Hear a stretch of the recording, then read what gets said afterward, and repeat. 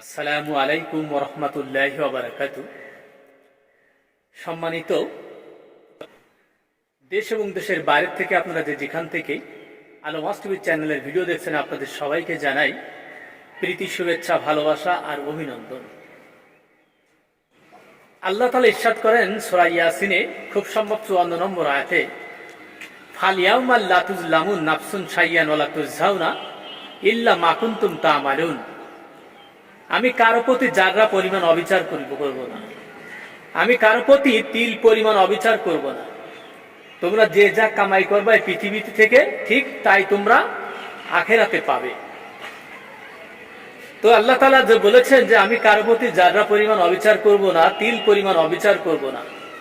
আমরা কোরআন পড়তে জানি না, কোরআন সম্পর্কে একটু গবেষণাও করি না। মাস্টার্স পাস করেছি, এক হুজুর বলেছে খবরদার কোরআন অর্থ সহ পড়ো না। আমরা তার কথা শুনে কোরআনের বাংলাটাও পড়ে দেখি না যে আমার আল্লাহ তাআলা কি বলেছেন, যে আমি কারো প্রতি যাররা পরিমাণ অবিচার করব না, তিল পরিমাণ অবিচার করব না, তোমরা যা নিয়ে আসবা তাই পাবা। তো মহান রব্বুল ইজ্জত একটি সংবিধান পাঠিয়েছেন এই পৃথিবীর মানুষের জন্য। তো তাদের সবাইকে পড়া উচিত এবং দেখা উচিত যে আমাকে কি আদেশ দিয়েছেন আমার মালিক, আমাকে কি আদেশ দিয়েছেন আমার আল্লাহ, আমাকে কি নিষেধ করেছেন আমার মালিক, আমাকে ঠিক সেই পথে হাঁটতে হবে। একজন মানুষ মৃত্যু শয্যায়, মৃত্যুর যন্ত্রণা ছটফট করছে, সে বলছে আমি শেখ হাসিনার দল করি, আমি বঙ্গবন্ধুর দল করি, আমি শেখ হাসিনার দল করি, আমি আওয়ামী লীগ করি, এতে যদি আমার মরণও হয় তাতে আমার কোনো যায় আসে না। ও জানেই না যে নিজে হাতে সে জাহান্নাম কিনে নিচ্ছে। যেখানে ওর কথা ছিল একজন মানুষের, সে কোরআনের পথে থাকবে, রসুলের আদর্শের উপরে থাকবে, রসুলের রাজনীতি করবে, আল্লাহর গুলামি করবে, আল্লাহর দাসত্ব করবে, কিন্তু সেটাকে বাদ দিয়ে সে কি বলছে, আমি শেখ মুজিবরের দল করি, তার জন্য যদি আমার মৃত্যু হয় তাতেও আমার কোনো যায় আসে না। তা ভাই, আপনি যদি জাহান্নাম নিজে হাতে কুড়াই করে নেন তাতে আল্লাহর কি যায় আসে? আল্লাহর কি কোনো ক্ষতি হবে?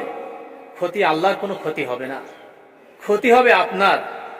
আজকের যে পরীক্ষা চলছে ফিলিস্তিন এবং ইসরায়েলে, ইসরায়েল একটি ভূমিদস্যু রাষ্ট্র, ফিলিস্তিনিদের জায়গা দখল করে নিরীহ মানুষকে 50 থেকে 60 হাজার মানুষকে তারা হত্যা করছে। তাহলে তাদের দেশে কি পরিবেশ পরিস্থিতি একবার চিন্তা করতে পারছেন? খাবার জায়গা নাই, বসার জায়গা নাই, ঘর বাড়িগুলোকে বোম্বিং মেরে ধ্বংস করে দিয়েছে, সমান করে দিয়েছে। সত্যি তাদের জন্য কষ্ট হয়। আর আমাদের দেশে শুধুমাত্র দিন কায়েমের আন্দোলনে আমরা প্রতিষ্ঠিত হতে পারি না, কোরআনের আইনকে বাস্তবায়ন করতে পারি না। সব জায়গায় আল্লাহর বিরুদ্ধে আন্দোলন চলছে, সব জায়গায় আল্লাহর বিরুদ্ধে রাজনীতি চলছে, কোরআনের বিরুদ্ধে রাজনীতি চলছে।